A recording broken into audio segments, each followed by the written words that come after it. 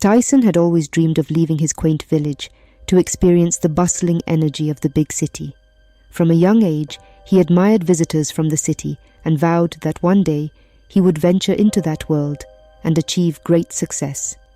His grandmother quietly understood his aspirations and worked tirelessly on the farms of others, saving every penny to help him realize his dreams.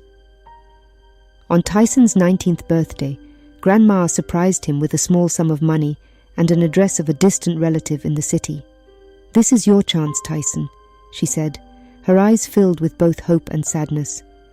"Go and learn a trade. Make something of yourself." With immense gratitude and excitement, Tyson bid farewell to the village and embarked on his journey to the city. The urban landscape overwhelmed him, but his determination remained unwavering.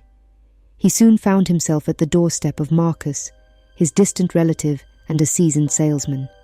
Marcus welcomed Tyson with open arms, ready to mentor him in the art of sales. Tyson's enthusiasm was palpable, and he quickly excelled in his new role.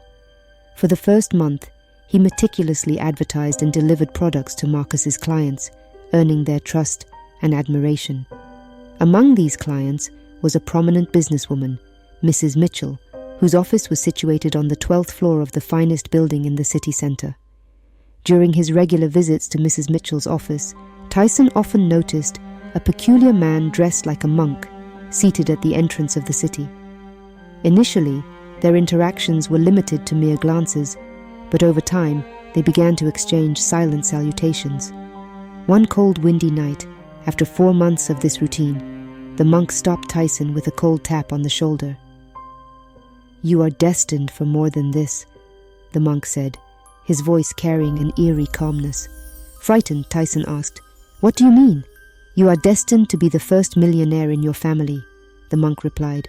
"Unfortunately, this destiny has been exchanged for long life by your grandmother." Tyson's heart pounded in his chest. "Carry on, go home. Say a word about what I just said to no one. Think about the untimely death of your parents and why your grandmother is still alive. Come back to me if you have no answers," the monk instructed before vanishing into the night. Disturbed and confused, Tyson could barely sleep that night.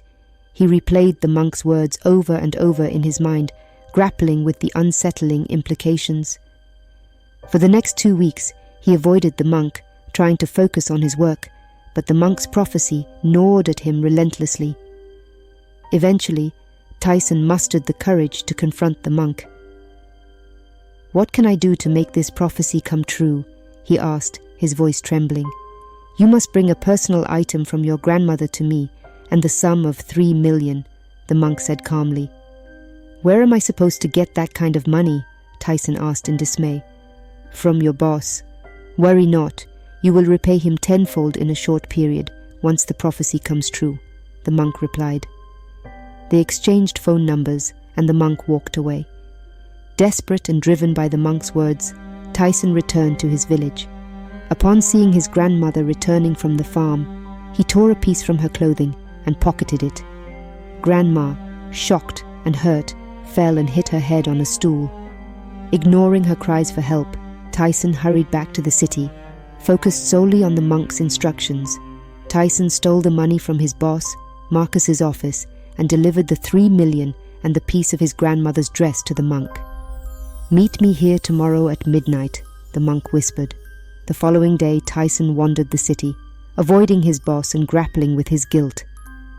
At midnight, he returned to the designated spot, but found no one. After hours of waiting, it dawned on him that he had been scammed. Embarrassed and in tears, Tyson returned to a parking lot where he spent the night.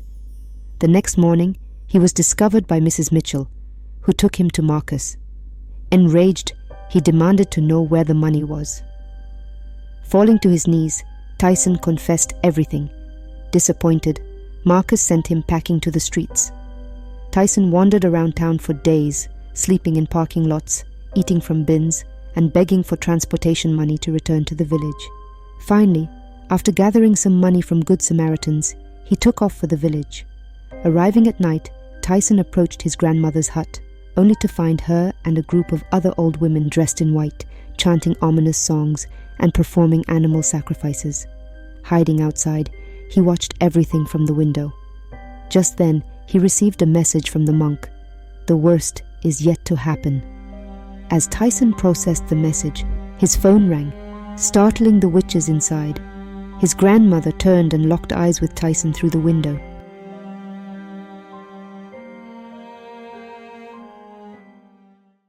Thanks for watching.